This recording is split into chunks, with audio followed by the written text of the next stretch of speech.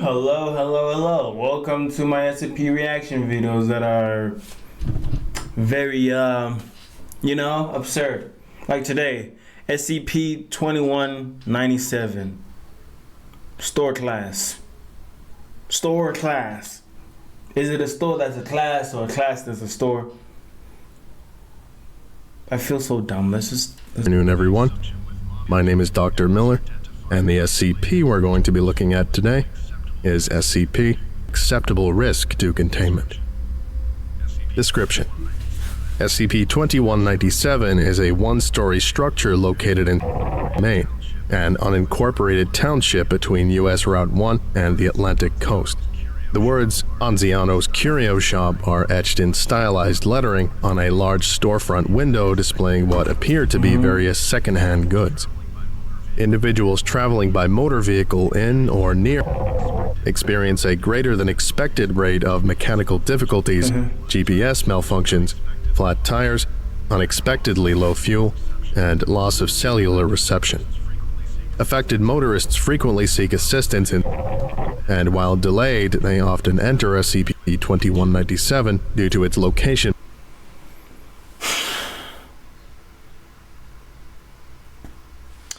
So, thank goodness they contained it before this becomes that town you never go to. Because, movie-wise, those are the signs that you do not go there.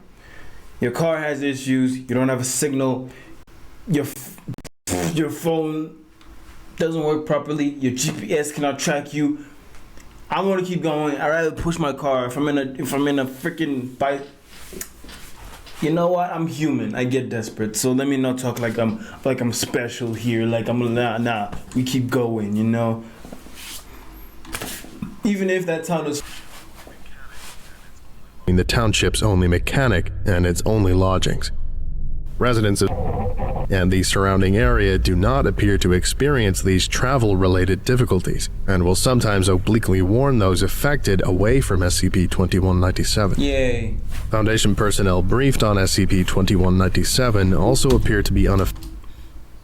But you know movie logic, those people who've been warned will still go to that place. So they had to contain this, because in every freaking horror movie, there's always that old man or that man sitting in the corner of, I don't know, a shack or a garage or, what do you call it? A repair shop.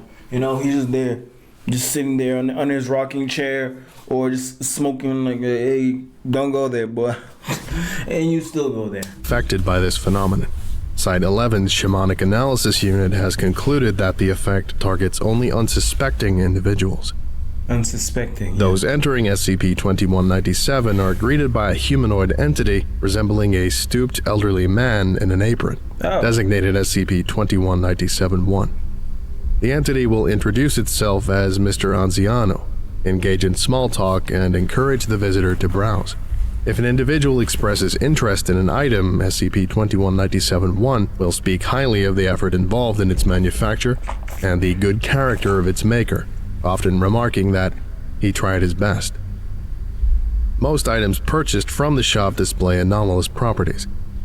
SCP-2197 first came to the Foundation's attention when routine monitoring of Vatican email traffic flagged an inquiry from the Archdiocese of Boston on behalf of a parishioner who claimed that an antique doll she had purchased on a trip to Maine had been harassing her with ineffectual attempts to harm or inconvenience her. The doll was retrieved and is currently designated SCP-2197. Oh my god, what did you buy? The doll from Conjuring? What do you buy? The weaker sister of the doll from Conjuring? That's my main question. Or Chucky's long-lost sister? What the fudge did you buy? And 2. It has proven capable of movement and vocalization. You bought Chucky's long sister. That's what you bought, little girl. What's wrong with you? Like, yo, it's things like this that makes me like, nah. And he said most of the things in the store have anomalous properties, so don't know what to say to that. Albeit with a severe speech impediment. Class B amnestics were administered to the purchaser, her parish priest, and the Archbishop of Boston. Somewhere on each item, typically the back, underside, or interior, is a single small glyph written in a hemoglobin-like substance, the design of which differs from item to item. Glyphs are backward renderings of the first 101. Document 2197-101. Log of items obtained from SCP-2197. Okay, bet. SCP-2197-5. Description: a green Western Electric Model 2500 landline phone, which rings from 1 to 6 times a month, regardless of whether it is connected to an active phone jack. If an individual picks up the receiver, a static voice resembling that of a young girl will whisper 7 days, and the call will disconnect. Oh, hell no. Oh, fudge though, bro. Hell, you brought the phone from Shiny? Oh, hell no, you gonna die in 7 days, boy. You don't even need the mixtape at this point. She coming anyway. 6 times a month? Nah, boy, lock that thing up. That's already an SCP on its own.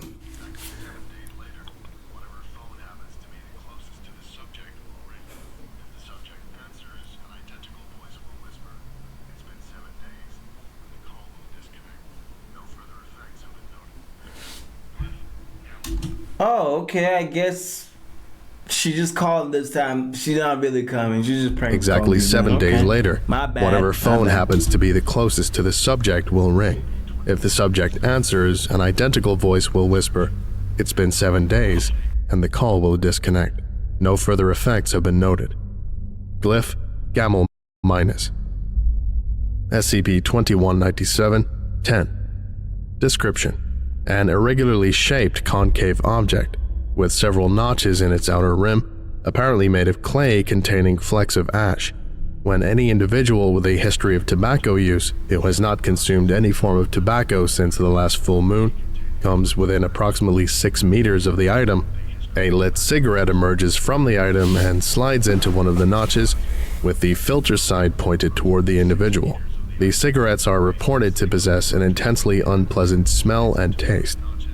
Approximately 65% of test subjects who smoked the cigarette required hospitalization for sulfur dioxide poisoning.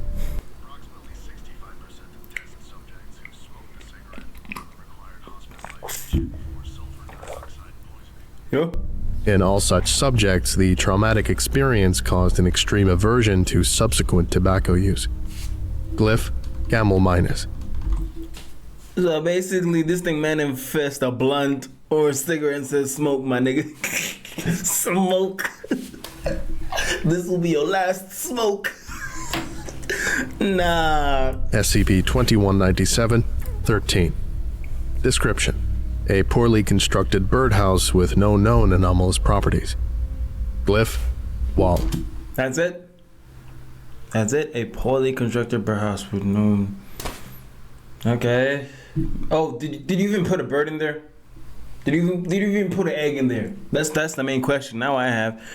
Did you put a bird in there? Did you put an egg in there? Did you put non-bird things? Did you put a fried egg in there? Did you put a bird feather in there? You're not doing enough testing here, buddy. You're not. SCP-2197-16.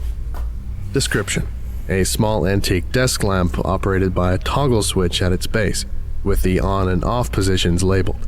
When operated by an individual unfamiliar with the lamp, the functioning of the switch is reversed so that the off position turns the lamp on and vice versa. Once a particular user becomes accustomed to the reversed function, the switch begins to operate correctly. This process repeats each time the user forms an ingrained habit regarding how to operate the switch. Glyph, Daloth. Really? So when I get used... I have a lamp right here. So with this lamp, if I'm used to do that, then it changes back. I swear. Then you're just playing with me at this point. SCP-2197-22. Description: 2 unadorned 20 centimeter by 60 centimeter pieces of sheet metal sold together as bookends. Each one has 2 90-degree bends equidistant along its longer axis. forming a squared U shape resembling 3 sides of a cube. When one of the items is picked up, it begins to grow in size, doubling in volume every 10 seconds until it becomes too heavy or unwieldy for the subject to hold. Upon slipping out of the subject's grasp, the item instantly reverts to its original size. Those book things he's talking about, I know I can imagine what they are.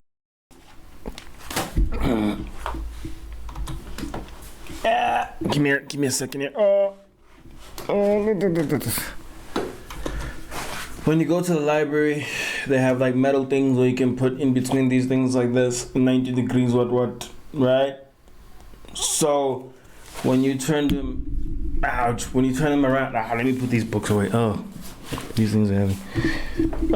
Okay. When you turn them, when you rotate them and put it like this, it makes a square.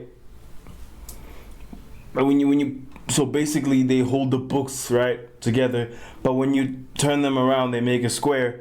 Then when you pull one, it gets big. Then when you put them together and pull both of them at the same time, they stay the same size. Okay. What's the purpose of that? I really don't see it. I really don't. I guess it just exists. SCP-2197-25. Description: a 32-page coloring book. The picture on each page is rainbow and/or unicorn themed. Any individual who fully colors in at least one page of the book experiences increased good luck thereafter, as confirmed by Foundation statisticians using a random number generator. Within a week of coloring in the page, the subject invariably meets an ideal romantic partner and enters into a long-term relationship. On both occasions on which D-Class personnel were used to test the item, an unusual confluence of events led to the subject escaping Foundation custody shortly before scheduled termination, along with a D-Class of the opposite sex with whom the subject had recently formed an attachment. Glyph. Let's go. Let's steal that book real quick, bro. We need it, especially my audience. We know we don't have hands. Let's do it. Okay. 32 pages, right? I need 31 of my subscribers to come, bro. We're gonna get money in Huns, okay? Oh boy, we're gonna get money in Huns, boy. Oh! Give me that book! Give me that book. I want that book. That's the only thing I want in this list. Give me that book. I color. Yo, that'll be the death notes. No, it'll be the rainbow notes of the. Yo, they should make an anime out of that, bruh. That's gold. That's solid gold. Let me just color one page. Boom. Who's next? Get a hot next week. Get money next month. Be happy for life. Let's go, boy. Wow. SCP-2197-27. Description: an item which appears to be a normal wooden cuckoo clock, aged but in good condition, until it is mounted to a wall of a structure owned by the purchaser, at which point it reveals its true form and cannot be removed short of demolishing the wall on which it is mounted. The cuckoo clock is made from a human head, neck, and chest cavity, apparently still living, with a brass pendulum and clock face. The lungs have been removed and the ribs spread to display the swinging pendulum inside the chest cavity, which has sharp blades designed to pierce the individual's sides with every swing. The clock face is wedged into the mouth, the jaw having been stretched open to accommodate it. The eyes constantly dart about and grunts of pain may be heard from the throat. At the top of every hour, the pendulum and clock face rapidly heat to degrees centigrade, causing the throat to emit cries of pain reminiscent of the sounds of a non-anomalous cuckoo clock. The number of cries has been observed to be consistently appropriate to the hour being struck. Glyph, a lap plus. Can we destroy that one, please? Just for his own sake, please? That is just... I don't even want to imagine that. That is just sad. This concludes today's lecture. Thank you for listening, if indeed you still are, and you are all dismissed. Goodbye. Bye.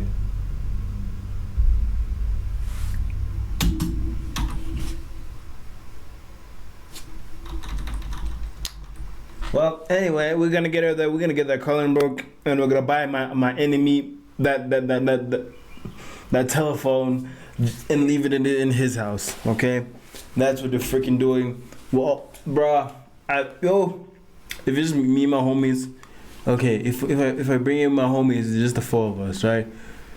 And it's 32. Where's my calculator? I don't have my calculator.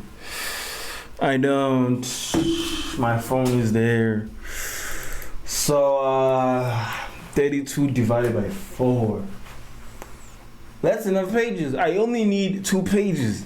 Get money, get a girl. I'm good. But I'm good, G. I'm good. Man, that's been SCP 2197.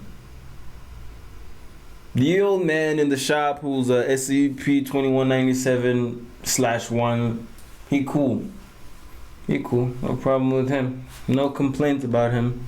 And they keep sending D-Class to go by there, I guess, to keep up, so he doesn't. Maybe he doesn't move locations, you know. And one of them is a bird's nest they didn't test out. No, you didn't test out the bird's nest. That's what pissed me off. Oh, this bird's nest is useless. No, you didn't test it out. You didn't put a bird in there. You didn't put a dove in there. You didn't put a falcon. You didn't test what type of bird can put in there. A raven, a robin,